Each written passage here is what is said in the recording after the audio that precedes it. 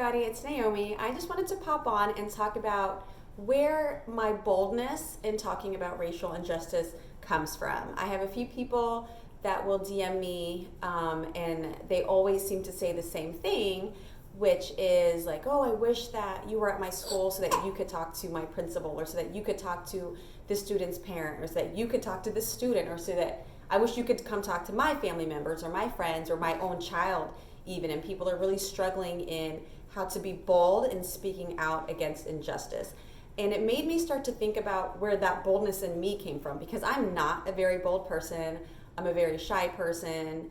I'm not known to be the person that speaks up and fights back and things like that. That was just never my,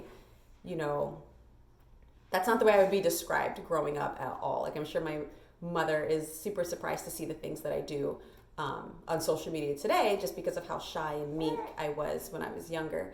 And when I was really thinking about it this morning, a lot of that boldness comes from her, from seeing her face racial injustice and speaking up about it. And I remember it would just happen all of the time when we were younger. And I would get so embarrassed because it was like, here's my mom again going off on some white lady.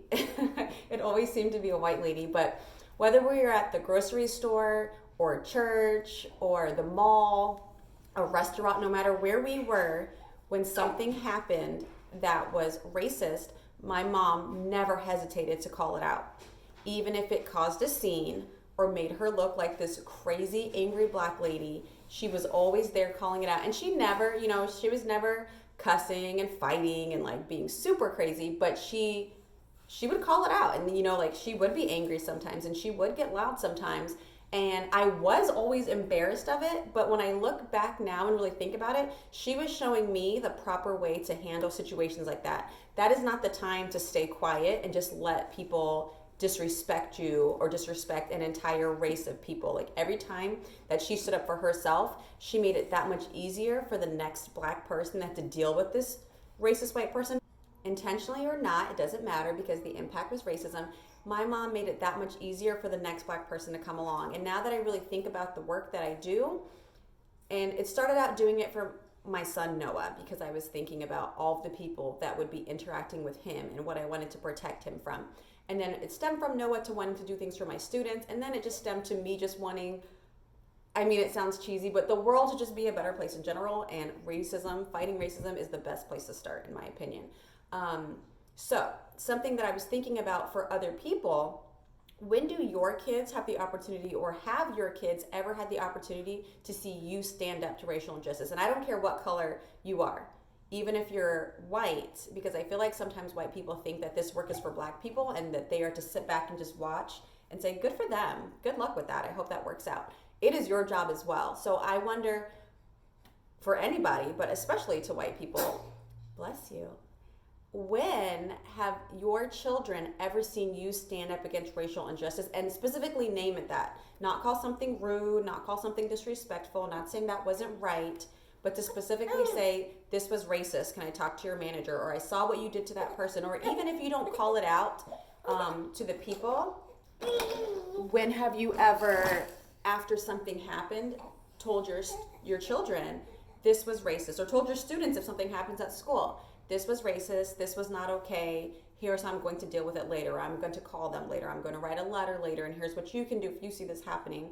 How are you setting that example in your life? Because my mom set that example all the time. She was always talking to somebody, addressing it head on as soon as it happened. And it got to the point where I would see somebody do something and be like, oh my gosh, my mom is about to yell at them or get their manager or make a scene.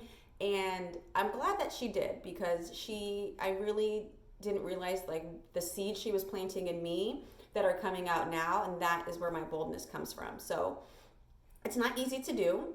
The more you call it out, I would say, not the easier it gets, because it sucks every time you have to do it, but you'll be more likely to call it out the next time. Also, you're setting an example for the people around you to see how to call out other people, and then you're also letting that racist person know that racism won't be tolerated. Again, I don't care if it's intentional or not, it's not okay. So you're either educating them and now they know what they did was racist and they won't do it again, or you are calling out a racist, and that needs to be happening anyway. So yeah, that's really what I wanted to get off my chest. Make sure you guys are out there being bold.